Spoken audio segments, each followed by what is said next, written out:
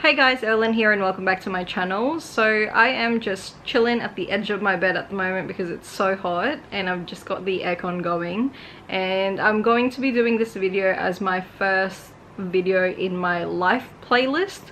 So I mentioned it last time that I wanted to do a video about my struggles of being like a foreigner living in Australia and all that stuff, and yeah, I'm just gonna be going through pretty much starting from the beginning all the way up until now. So just a quick background story. I moved here in Australia when I was 10. So we moved here on the 27th of September in 2001, which was about a week after the September 11 attacks. So as you can imagine, the airport security and everything like that was just insane. So yeah, it was my mum, my brother and I flying from Cebu, which is the island that we're from. So Cebu to Manila, we had to go from Manila to Hong Kong, Hong Kong to Cairns to Brisbane.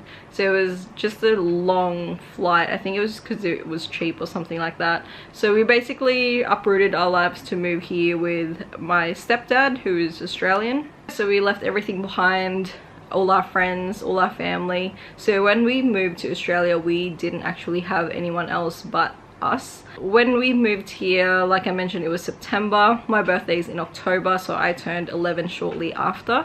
And when we got here, the school term, which was the last school term for the year here in Australia, had already started.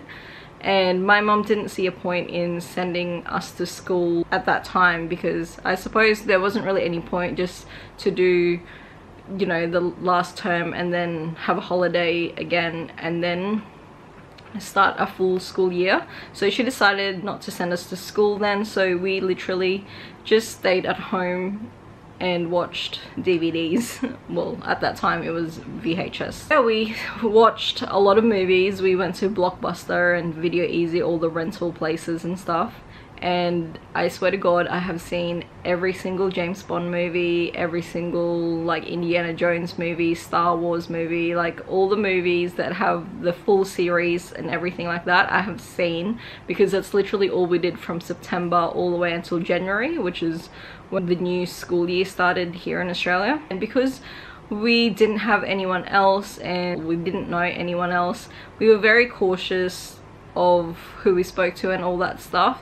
And because my mum has this like crazy wild imagination that everyone's a serial killer basically, we basically just stayed in the house all the time and didn't really interact with any of our neighbors and just kept to ourselves. Until the new school year started, it was just us, and we still speak our language and everything like that, so we just speak Bisaya amongst ourselves, and we didn't have any friends and all that stuff. So yeah, it was a pretty lonely few months, but we were excited because we were, you know, in a new country, and every weekend our stepdad would take us out and take us to all the touristy places and all that stuff that we've obviously never experienced before.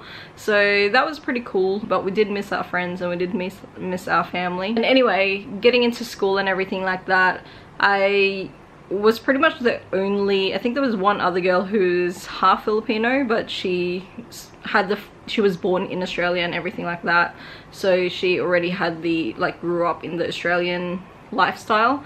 And yeah, so I felt a little bit left out because I was the only Filipino in my grade at school, and I kind of felt like I was the new pet of some sort because everyone was just so fascinated by me. And I didn't speak like this when I first moved here. I had kind of like the Filipino accent with the R's and everything because it's American based, so my accent was completely different. I didn't swear or anything like that, and they were just so fascinated by it. And I wrote differently as well. I wrote in cursive writing, whereas here they just write in script or whatever. So anyway, they got me to write stuff out and say certain words and say phrases and everything like that. And yeah, it was kind of nice because it felt like people liked me in a sense, but then at the same time I felt really left out because there was no one else like me. So yeah, I might do a separate video on what school exactly was like for me as well, both primary school and high school. After primary school I went into high school, So I was only in primary school for 1 year because I was in grade 7 and that was the last year. And then the next year, the following year, I was going to be in grade 8, which is the start of high school here in Australia. I got enrolled to another private school, and it's a Catholic private school. And then I started my school term, and the very first day, and I remember it to this day, and I'll never forget it. I'll never forget the guy, like the face of the guy who said it.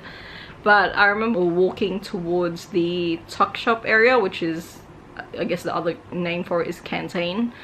So I was walking down there to get my lunch, and this guy, he was like in a group of, he would have been, you know, older than me. And they were in a group, and then he just kind of stepped out of his group and just said to me, "Go back to where you came from." And I remember like looking up at him, and I was like, "What?" And then he just basically death stared me and went back to his group. And I was like, what did I ever do? And I remember feeling so upset because everything just kind of dawned on me. Like, I was just like, well, he is right. I'm not, you know, I'm not like him. I don't belong here. And I remember going home later that afternoon, and I was just so upset. I was like bawling my eyes out, and I started missing all my friends in the Philippines, and I started wishing that I was back in the Philippines. And I felt like I didn't like living in Australia anymore. And yeah, and then it just, I think that really set the tone for how I became as a person from then on, because I started noticing that when I was in the Philippines, I was very confident in myself, because, like, not to toot my own horn, but I was smart, and in the Philippines education is very important. So if you were smart, you know, it's a good thing.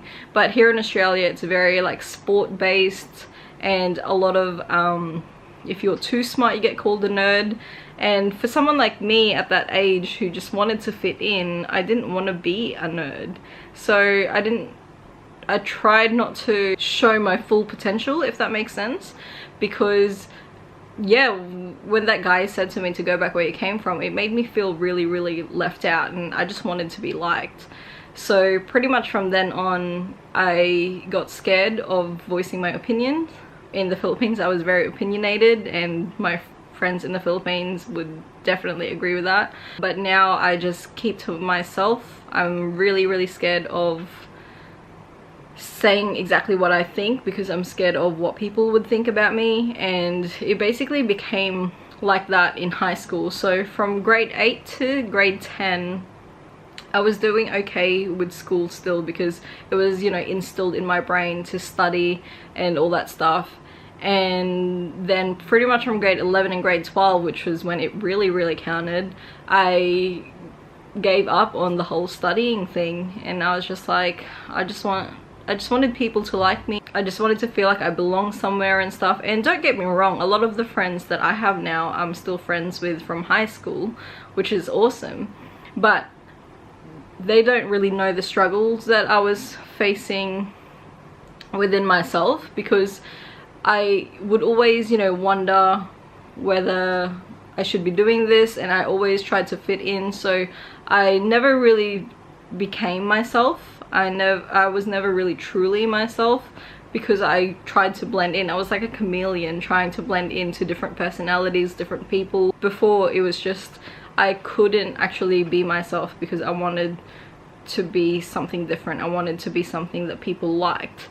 And that time for me was a real struggle, because it really made me question where I belonged. Because the longer I lived here in Australia, the more, like, the further away I got from being a Filipino, if that makes sense. The longer I lived in Australia and became an Australian citizen and everything like that, I became more Australian, but I still didn't really feel Australian, if that makes sense. Because there were heaps of, I say heaps now, but there were a lot of slang and everything like that that I didn't know. Anyway, I still didn't really feel Australian. I didn't really know what it was to be Australian. And then, but then I was becoming more Australian, because I wasn't really a Filipino anymore. So I didn't really know, like, I didn't really have any Filipino friends here in Australia, because a lot of the friends that I've made are from school, and they're all, you know, Caucasian and all that stuff. So I didn't really know what it was like to be Filipino anymore, and I couldn't really communicate with my friends in the Philippines anymore because they've all gone to different schools, different high schools, different group of friends as well. And my family in the Philippines as well saw me, the last time they saw me I was still quite young, so speaking to them in like an adult way was so different because they still kind of pictured me as like this little girl. So I was really at a loss. I didn't really know who I was as a person. Like, am I Australian, am I Filipino? And a lot of people, they, you know, stay true to themselves, I guess, but because I just wanted to blend in, I kind of became different. So yeah, that was the main thing that I really struggled with, was who I am, like my identity as a person. And some people probably won't understand that, but for someone like me, I guess, you know, different personalities and all that stuff as well, I just really wanted people to like me. And yeah, so basically just changed who I am. I got really scared of who I really am, and got scared to voice my opinions, and got scared that, you know, what I would say might not work well with other people, like gel well with people, and they might not like me and all that stuff. So yeah, it was a real struggle for me. I suppose not many people know that, because you kind of try and have this like persona that you're like, you know who you are as a person, but on the inside you really don't. And I find that a lot of people might have thought that I was like a snobby person as well, like a bit of a snob, because I just get really shy around other people, and they don't know that. So anyway, that's it for this video. So the next time I might do like what it was like growing up at school here in Australia versus the Philippines, and yeah, just do the comparison between the two. So anyway, hope you like this sort of video. Let me know if you've got any suggestions for me. Like this video if you did, subscribe if you would like to see more. Thank you so much for watching, and I will see you in my next video. Bye!